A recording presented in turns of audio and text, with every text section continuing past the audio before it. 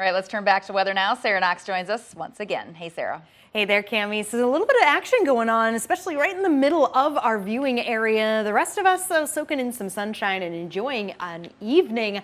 I thought this was just a fantastic view of the activities going on just to the south and, yes, a bit to the west and a little bit to the southeast of Rochester. So over Highway 52, yes, traffic moving nice and smooth. But if you're going further to the south, you may run into some pockets of heavy rainfall. Those clouds, they bubbled up quickly, getting into just the right spot, just the right environment to do as such. And you can see the rain coming down here. And yes, some pockets of very heavy rain.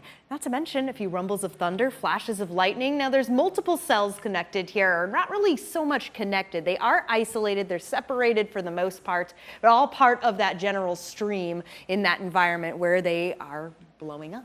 Now, as we can see, over the last couple hours, they've actually, some of them gained a little strength, others maybe weakening just a small tad bit. None of them are severe. I think that's really important to note, but they are very summer-like. This is very typical when we see that convection, that summer-like convection. It can grow up very quickly, grab in all that moisture and, yes, the heat that we get from just the general day. And you see things like what's going through Canton right now, plenty of flashes of lightning, rumbles of thunder. So let's talk about that heat, those temperatures, as well as the dew points. Places like Dodge Center getting impacted by the rain. Temperatures are much cooler, sitting at 73, but Austin not far away, 86 degrees, still 80 in Rochester. Preston 75, also being impacted by some of that moving moisture, some of those rain shafts and just the winds coming through. But dew points are still quite high. And that is something to keep in mind as we go through the next couple hours. We still see that some of these cells could become severe.